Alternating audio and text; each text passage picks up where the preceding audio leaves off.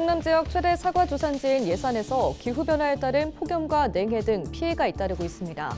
지난해에는 지역 대표 축제인 예산 황토사과 축제가 취소되기도 했습니다. 초등학생들을 폭행한 40대 초등학교 교사가 경찰에 붙잡혔습니다. 해당 교사는 음주 상태였던 것으로 알려졌으며 음주운전을 한 혐의도 받고 있습니다. 서산시 운산면 인근 서해안고속도로에서 주행 중이던 트레일러가 전도됐습니다. 트레일러에 실려있던 컨테이너가 도로에 넘어지면서 한때 차량 통행이 통제됐습니다. 천안의 한 화장품 원료 공장에서 불이 났습니다. 소방당국은 화재 진압에 어려움을 겪어 한때 대응 2단계를 발령하기도 했습니다.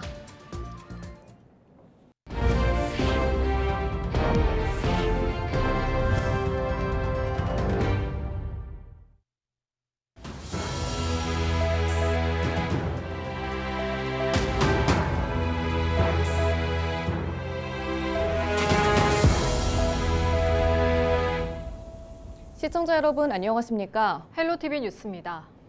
기후변화에 따른 날씨의 변화는 어촌뿐만 아니라 농촌에도 큰 피해를 주고 있습니다. 충남 지역 사과 주산지로 유명한 예산에선 지난해 폭염 피해에 이어 최근에는 냉해 피해까지 발생했는데요.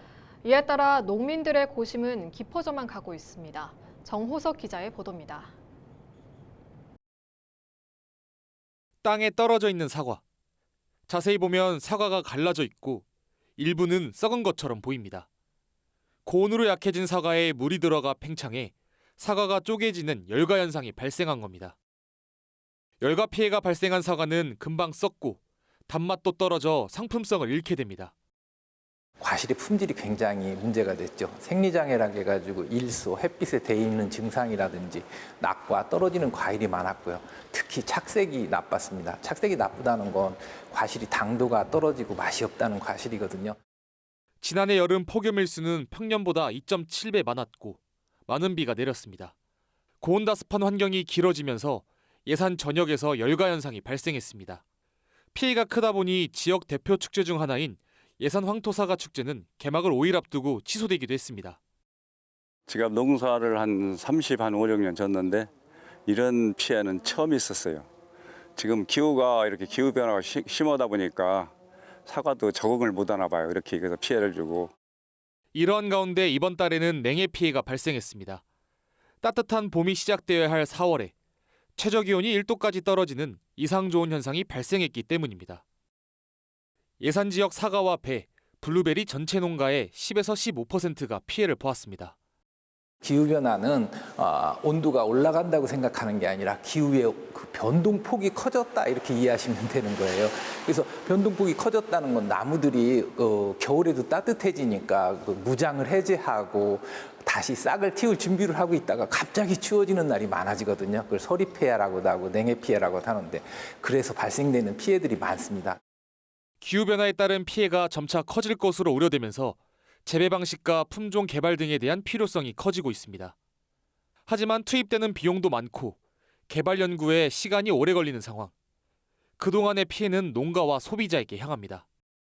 이 재배 방식을 바꾸는 것들은 다 경영비에 부담이 됩니다. 결국 이게 소비자 가격이 올라가는 그런 문제점이 발생되거든요. 개개인 한두 사람이 아니라 온 국민들이 다 이해하고 공감하는 그런 노력이 굉장히 필요하다고 생각됩니다. 해를 거듭할수록 기후변화 위기가 우리의 일상에 점차 큰 영향을 미치고 있는 상황. 정부 차원의 근본적인 대책 마련이 필요해 보입니다. 헬로티비 뉴스 정호석입니다. 초등학생들을 폭행한 40대 초등학교 교사 A씨가 폭행 등의 혐의로 불구속 입건됐습니다.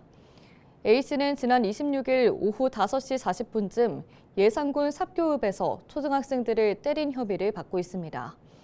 A씨는 자신의 집 앞에서 떠드는 학생들에게 주의를 주려다가 이들이 자전거를 타고 도망가자 차를 타고 쫓아가 범행을 저지른 것으로 알려졌습니다. 검거 당시 A씨는 음주 상태였던 것으로 확인돼 음주운전 혐의도 받고 있습니다.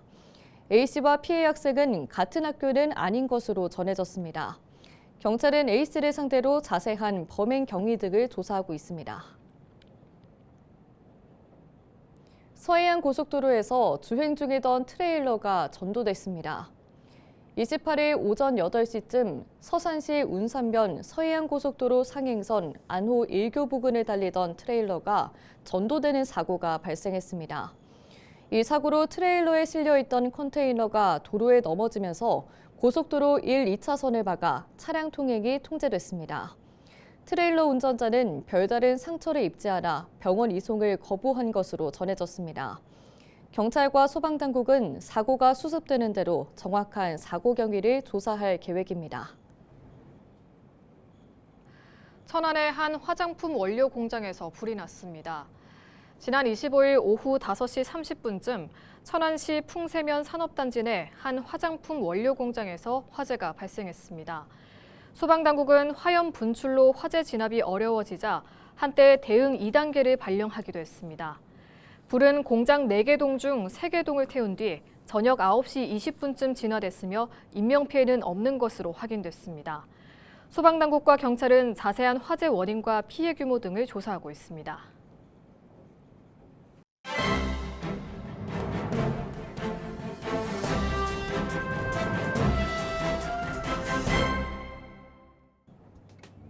굿모닝 충청 기사입니다. 충남도가 대산항의 명칭을 서산항으로 바꾸는 방안을 추진 중인 것으로 확인됐습니다.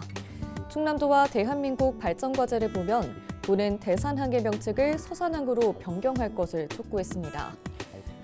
그러면서 14개 국가무역항 중 읍단위 명칭은 장항항과 대산항 두 곳뿐이라며 명칭 변경의 당위성을 강조했습니다. 대산항의 명칭을 서산항으로 변경할 것을 도 차원에서 주요 정당과 대선 주자들에게 공식 제안할 셈인데요. 그동안 대산항 명칭 변경 필요성은 지속적으로 이어져 왔습니다. 지난 2019년 열린 서산 대산항 발전전략 토론회에 참석한 한라대학교 조진행 교수는 서산의 지명도도 떨어지지만 대산이라는 이름은 아무도 모른다며 상당히 불리한 요소라고 지적한 바 있습니다. 컨테이너 물동량 기준 전국 5위를 차지하고 있는 데다 국제 크루즈선이 출항하고 있는 만큼 대산항으로는 한계가 있다는 것입니다. 이완섭 시장 역시 기회가 있을 때마다 서산공항과 서산항 쌍두마차로 가야 한다고 밝히고 있어 새 정부 출범 이후 대산항 명칭 변경이 성사될지 당분간 관심이 쏠릴 전망입니다. 지금까지 신문 브리핑이었습니다.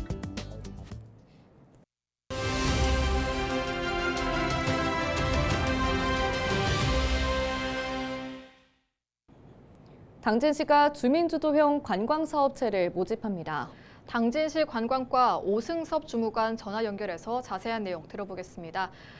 네, 주무관님, 먼저 관광 둘의 사업이 어떤 건지부터 소개 부탁드립니다. 네, 관광둘의 주민사업체는 지역 주민이 주도적으로 참여해 관광 사업을 기획 운영하는 주민 공동체 기반의 사업체입니다. 관광둘의 사업은 지역 주민이 주도하는 지속 가능한 관광 생태계 조성을 목표로 하고 있는데요. 당진만의 자원을 발굴하고 주민들이 함께 성장하는 관광 모델을 만들기 위해 신규 사업체를 모집하고 있습니다. 네, 구체적으로 어떤 분들이 신청할 수 있는 건가요? 네, 관광둘의 사업체 모집은 식음, 체험, 숙박, 여행, 기념품 등 관광 분야 전반에 걸쳐 신규 창업 또는 경영 개선을 희망하는 3인 이상의 예비 주민사업체를 대상으로 진행하고 있는데요. 모집은 오는 5월 22일까지이며 최종 사업체는 서류 심사, 온라인 교육, 현장 실사, 발표 평가 및 종합 평가를 거쳐 오는 7월 말 선정될 예정입니다. 한편 관광둘의 주민사업체 모집과 관련한 자세한 사항은 관광둘의 공식 누리집을 통해 확인하실 수 있습니다. 네, 그렇다면 사업에 최종 선정되면 어떤 지원을 받을 수 있는 건가요? 네, 최종 선정된 주민사업체는 성장 단계에 따라 5년간 최대 1억 1천만 원의 사업비를 지원받으실 수 있습니다. 지원 항목은 역량 강화 교육, 전문 컨설팅, 파일럿 사업, 법률 세무 서비스 등 다양한데요. 주민 여러분의 많은 관심과 참여 부탁드립니다. 네, 오늘 말씀 여기까지 듣겠습니다. 지금까지 당진시 관광과 오승석 주무관과 전화 연결했습니다.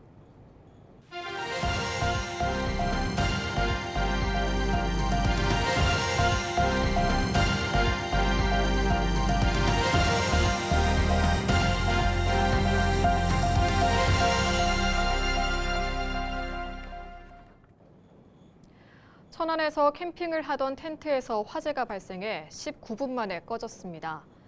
지난 25일 오전 9시 30분쯤 천안시 동남구 북면에서 캠핑하던 텐트에서 불이 났습니다.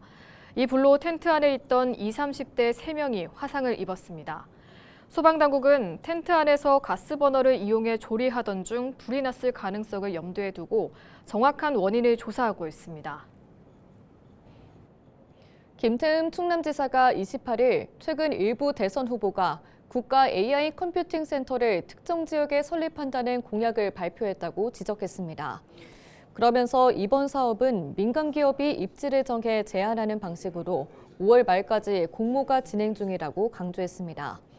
컴퓨팅 센터는 2027년 개원을 목표로 정부와 민간이 비수도권에 2조 5천억 원 규모의 예산을 투입해 초고성능 인프라를 구축하는 사업입니다. 한편 이에 앞서 이재명 더불어민주당 대선 후보는 지난 24일 SNS를 통해 광주광역시에 센터를 확충하겠다고 발표했습니다. 충남 서해안에서 올해 첫 비브리오 폐혈증균이 검출됐습니다. 충남보건환경연구원은 서해안에서 올해 처음으로 비브리오 폐혈증균이 검출됐다고 밝혔습니다.